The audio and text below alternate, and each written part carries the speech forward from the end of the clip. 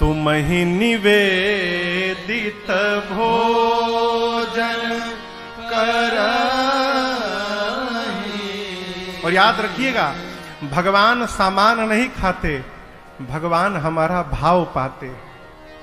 हम किस भाव से रख रहे हैं।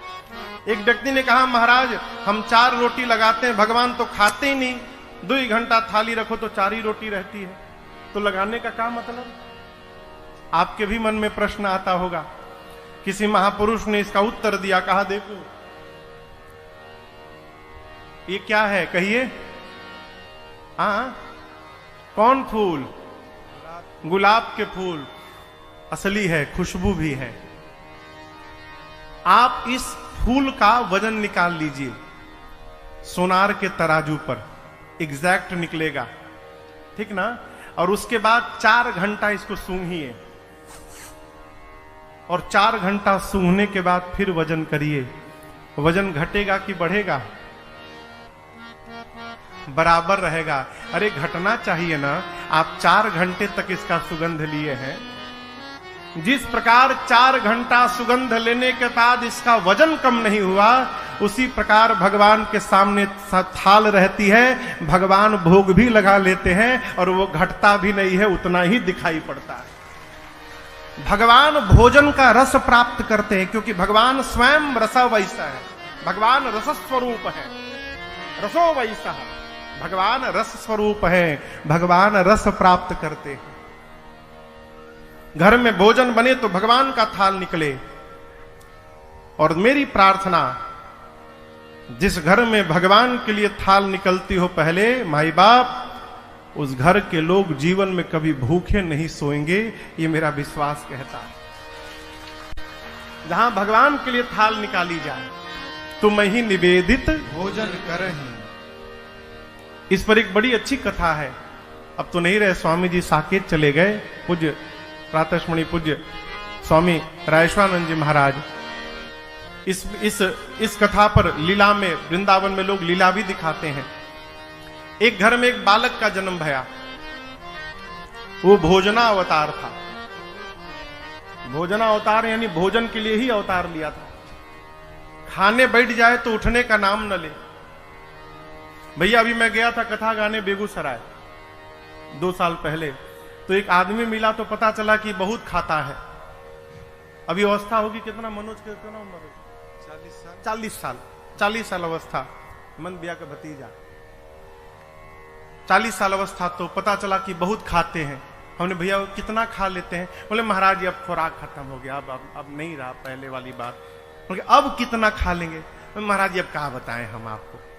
अच्छा बताओ, दही यदि दे दी जाए अभी वर्तमान में कितनी दही खा लेंगे? बोले महाराज ये खुराक खत्म हो गया, अभी हम 16-17 किलो खा लेंगे। भैया ठाकुर जी बैठे, सामने की बात है। बोले खुराक खत्म हो गया तो 17 किलो दही खा लेंगे। एक आदमी मिला, बोला महाराज हम भोजन करने के बाद 300 रसगुल्ला खाए थे। कितना? 300 भोजन करने के बाद। हमको एक आदमी मिला कथा में, एक बार आए तो हम लोग साथ में बैठे भोजन करने के लिए। हम भोजन शुरू कर दिए, वो शुरू न करें। हम बोले भाई साहब शुरू करिए। बोले महाराज हम ऐसे नहीं खाते हैं। बोले कैसे खाते हैं? बोले बित्ता से खाते हैं। मतलब? बोले एक बित्ता जब तक रोटी जमा ना हो जाए हम शुरू नहीं करते। हमने कहा भैया इनको बाहर ले जाओ, बाहर ले जाकर बिठाओ, इनका जमा करो एक बित्ता। जब भोजन करके आए तो हम बोले ये क्या नियम है, फॉर्मूला एक बित्ता? बोले महाराज जी शुरू कर दे और बीच में रोटी खत्म हो जाए तो, इसलिए पहले हम अपन जमा कर लेते हैं एक बित्ता, कि टेंशन ना रहे मिली कि ना मिली, तब शुरू करते। उसी प्रकार वो आदमी खाना शुरू कर दे तो रुकने का नाम न ले। घर वाले कहें अरे बीच में पानी भी पीते हैं, तो कहता था पहले बीच आवे तब न पिए। अभी बीच में पहुंचे कहां हैं हम? घर वाले अंत में त्रस्त होकर उसको निकाल दिए बाहर। बोले जाओ यहां से भगो, कोई काम धंधा नहीं, दिन भर खाते हो। बहुत खाता है। वो बोला बहुत नहीं खाता है, जितना मेरा खाता है उतना ही खाता है। खाता से अधिक कोई नहीं खाता। जिसके खाता में जितना लिखा है वो उतना ही खाता है। घर वाले जाए, बोले जाओ बाहर खाता खोलो, यहां तुम्हारा खाता बंद। अब चला अब कहाँ भोजन मिलेगा? तो देखा एक आश्रम के दरवाजे पर, मेन गेट पर एक मोटे ऊर्ध्वपुंड लगाए महात्मा, मोटे ताजे गेरुआ कपड़ा पहने महात्मा बैठे हैं। तो ये महात्मा नहीं दिखाई पड़ा, इसको शरीर दिखाई पड़ा। बोला इतने मोटे यानी बहुत खाते होंगे। तो गया प्रणाम करके बोला सरकार आपके इस तंदुरुस्ती का राज क्या है? तो बोले भीतर अनलिमिटेड है, कोई गिनने वाला नहीं है, जब तक मन करे तब तक खाओ। पूछा काम क्या करना पड़ेगा? बोले भीतर जाओगे तो माला मिलेगी, माला लेकर ऐसे ऐसे घुमाते रहना है बस। तो बोला कि एंट्री कैसे मिलेगी इसमें? तो बोले गुरुजी से दीक्षा लेनी पड़ेगी। बोला बस बस हम यही का पता ढूंढ रहे थे, हमको भीतर एंट्री कराइए बस। गया गुरुजी से दीक्षा मिली, वो भी चोला बदला, माला लिया। अब बोला ऐसा जगह तो धरती पर कहीं होगा, भर पेट खाओ, चकाचक माला लो, सो खाओ, कोई देखने वाला नहीं, खूब आनंद पूर्वक रहने लगा हो। लेकिन ये आनंद बहुत दिन नहीं रहा। एक दिन सुबह सुबह संध्या उपासना करके दौड़ा भोजनालय में, तो देखा ठन ठन गोपाल आज कुछ बना ही नहीं। पहुंचा गुरुजी के पास, कहा गुरुजी बाल भोग का समय हो गया। बोले कौन भोग? आज एकादशी है बेटा, आज कुछ नहीं बनेगा, आज उपवास करना पड़ेगा। बोला गुरुजी बनेगा कब? कल द्वादशी को।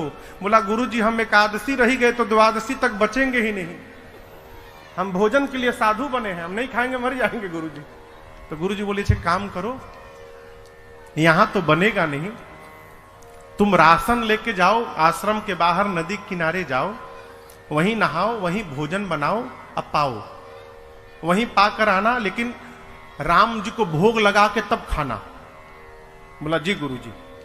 गुरुजी बोले इसको 2 आदमी का राशन देना, बहुत खाता है ना, तो 1 आदमी का राशन में पेट भरेगा नहीं, 2 आदमी का राशन देना। 2 आदमी का राशन लेकर गया, स्नान किया, बनाया। गुरु जी की बात याद आई, राम जी को भोग लगाना है, लगा बुलाने, राम जी भोग लगा लीजिए। अरे राम आइए मेरे राम आइए, अब मेरे भोजन का भोग लगाइए।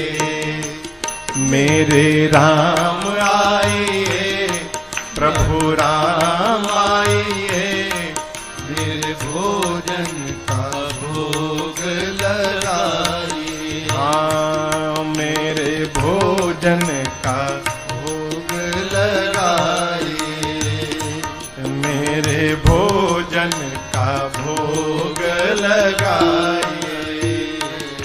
आधी घंटा कहता रहा राम जी आइए भोग लगाइए, राम जी आइए भोग लगाइए, कोई आया ही नहीं। आवेश में आ गया, कहा आपको लग रहा हो कि आश्रम में मिलेगा, तो वहां ठन ठन गोपाल है, वहां के मारे मैं यहां आके बैठा हूं। भोग लगाना है तो आके भोग लगाइए, नहीं तो मैं शुरू हो जाऊंगा, मैं लगाने लगूंगा, दोबारा नहीं बुलाऊंगा। जैसे इस भाषा में बोला, उसके सामने भगवान प्रकट हो गए। लेकिन अकेले राम जी प्रकट नहीं भये, सीता राम जी दोनों लोग प्रकट हो गए। अब कहां उसको भगवान को देखकर नाचना चाहिए, उदास हो गया। क्यों उदास हो गया? 2 लोग का राशन लाया हूं, बुलाया था राम जी को, राम जी सीता जी को लेकर चले आए, यही 2 लोग भोजन कर लेंगे तो हमको क्या मिलेगा आज? कहा भोग लगाइए, हम तो आप ही को बुलाए थे केवल। भगवान बोले हम इनके बिना जाते कहां हैं, हम दोनों लोग साथ में ही आते हैं। भोग लगाए प्रभु और मैया, थोड़ा सा बचा, बेचारा खाया। कहा अगले एकादशी को भी आप दोनों लोग आएंगे ना? बोला हाँ हम ही दोनों आएंगे, और कौन आएगा? गया अगली एकादशी में, कहा गुरुजी राम जी अकेले नहीं आए थे, सीता जी भी आ गई थी, इसलिए 3 आदमी का राशन दीजिएगा कम से कम। गुरुजी सोचे लगता है भूखा रह गया होगा, इसीलिए बहाना बना रहा है, चलो 3 आदमी का राशन दो। गया बनाया, बनाकर बुलाने लगा, मेरे राम आइए, मैया साथ लाइए, मेरे भोजन का भोग लगाइए। मेरे राम आइए, मैया साथ लाइए, मेरे भोजन का भोग लगाइए। भोजन का भोग लगाइए। जैसे बुलाया सीता जी, राम जी, लक्ष्मण जी तीनों प्रकट हो गए। जब सीता राम लक्ष्मण जी आ गए तो बोला ये कौन है? राम जी बोले मेरे भाई है। पिछली बार तो नहीं आए थे। राम जी बोले छूट गए थे। बोला ये भी खाएंगे? तो राम जी बोले आए हैं किस लिए? बोला बताए तो नहीं थे आपकी ये भी आएंगे। अब भगवान बोले भूल गया था। लक्ष्मण जी सोचे भगवान कहां लेके चले आए, इतना दिव्य मेरा सत्कार हो रहा है यहां पर। बोला आए हैं तो पाए। अब सीताराम लक्ष्मण जी पाए, फिर उसको थोड़ा सा बचा, आधा पेट पाया, गया गुरु जी के पास। अगली एकादशी में कहा गुरु जी अब की बार 5 लोगों का राशन दीजिएगा। दिमाग लगा लिया, 2 का ले गया था, 3 आए, 3 का ले जाऊं, कहीं 4 आ गए तो 5 का ले चलो। अगर 1 बढ़ा के भी लाएंगे तो हमको तो कम से कम मिलेगा। बोला गुरु जी अब की बार लक्ष्मण जी भी आए थे, हो सकता है इस बार और बढ़ा के चले आए, तो आप 5 लोगों का राशन दीजिए। गुरु जी बोले इतना तो नहीं खाएगा, लगता है ये राशन लेकर उधर बेचने लगा है, इसको रंगे हाथ पकड़ना पड़ेगा। बोले इसको 5 लोगों का राशन दो। पीछे से गुरु जी भी उसके चल पड़े। गुरु जी जाकर एक वृक्ष के पीछे छिप गए। वो गया, स्नान किया। आज स्नान करके भोजन नहीं बनाया, सामग्री रखी है, अब भोजन बनाए बिना बुलाने लगा। मेरे राम आइए, सीताराम आइए, भैया साथ लाइए, मेरे भोजन का भोग लगाइए। मेरे राम आइए, सीता साथ लाइए, मैया साथ लाइए, मेरे भोजन का भोग लगाइए, मेरे भोजन का भोग लगाइए, मेरे भोजन का भोग लगाइए। जैसे बोला राम जी आइए, सीताराम जी आइए, भैया को लाइए, प्रकट हो गए। कौन? राम जी, सीता जी, लक्ष्मण जी, भरत जी, शत्रुघ्न जी, हनुमान जी, सब लोग प्रकट हो गए। अब वो देखा, बोले अरे अरे अरे बस करिए, आज त्वत कर दिया, अपने आए बानर को भी साथ में लेकर आए हैं। भगवान बोले कहां भोजन? बोला बनाया ही नहीं हूं, सोचा पहले बुला कर देख लूं कितने लोग आ रहे हैं। भगवान बोले कब बनाओगे? बोला क्यों बनाऊं, 5 लोगों का राशन लाया हूं, आप 5 लोग आ गए हैं, एक बानर भी आया है, न जाने ये कितना खाएगा। जब बनाने के बाद हमको मिलेगा ही नहीं तो मैं मेहनत क्यों करूं। ये रहा सामने राशन, अपने बनाओ, भोग लगाओ, पाओ जाओ। मैं नहीं बनाऊंगा, बैठ गया। अब बोला आप बनाओ, भोग लगाओ, खाओ। रोज तो मिल गया, आज मिलने वाला भी नहीं हमको, हम क्यों मेहनत करें। भगवान बोले ठीक है, हम लोग बना के भोग लगा लेंगे। कोई लकड़ी ला रहा है, कोई सब्जी अमनिया कर रहा है, कोई लीप रहा है, कोई चूल्हा बना रहा है। गुरु जी छिप के देख रहे थे। गुरु जी को कोई दिखाई न पड़े। गुरु जी बोले ये चेला बैठा कहां है, भोजन क्यों नहीं बना रहा है। गुरु जी आए, आकर कहे तुम बना क्यों नहीं रहे हो, 5 लोगों का राशन लाए हो, क्या इसमें भी तुम्हारा भूख नहीं जाएगा। बोला 5 लोगों का राशन दिखाई पड़ रहा है, यहां 5 लोगों के साथ एक बानर आया हुआ है, ये नहीं दिखाई पड़ रहा है आपको। बोले कौन बानर, कौन 5 लोग, हमको तो कोई नहीं दिख रहा है।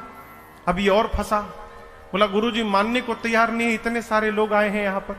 गया राम जी के पास, जाकर कहा प्रभु एक तो समस्या आज भूखों मरना है, दूसरी बात गुरुजी मेरी बात पर विश्वास ही नहीं कर रहे कि आप आए हैं, आप मेरे गुरुजी को क्यों नहीं दिख रहे हैं। राम जी बोले मैं तुमको दिखाई दूंगा, तुम्हारे गुरुजी को दिखाई नहीं दूंगा मैं। जाकर बोला गुरुजी से ये बात कि राम जी कह रहे हैं कि मैं आपको नहीं दिखूंगा। गुरुदेव रोने लगे। गुरुजी समझ गए कि इसको भगवान का दर्शन हो रहा है, लेकिन मेरी भक्ति आज तक उतनी नहीं पकी कि मुझे भी भगवान का दर्शन हो। अपने दुर्भाग्य पर सदगुरु को रोना आ गया और शिष्य गुरुदेव को रोते हुए बर्दाश्त नहीं कर पाया। जाकर राम जी के चरणों को पकड़ लिया, कहा प्रभु मैं तो भोजन करने के लिए साधु बना था, मेरे गुरुजी तो कितने ज्ञानी हैं, धर्म भी जानते हैं, वेद भी जानते हैं, नियम से भी रहते हैं, उसके बाद भी आप मुझे दिखाई दे रहे हैं और मेरे गुरुजी को नहीं दिख रहे हैं। राम जी ने कहा, पुत्र सत्य है कि तुम्हारे गुरुदेव ज्ञानी हैं, लेकिन बेटे जितने सरल तुम हो ना, उतने सरल तुम्हारे गुरु जी नहीं हुए हैं, इसलिए मैं तुमको दिखाई दूंगा, तुम्हारे गुरु जी को नहीं दिखाई। भगवान के चरणों में गिर गया, कहा प्रभु मेरे लिए एक बार आप गुरु जी को दर्शन दीजिए। तो भगवान ने उनके गुरुदेव को भी दर्शन दिया, पंचायतन दरबार के साथ दर्शन दिया। ये क्या है? तुम ही निवेदित भोजन करही।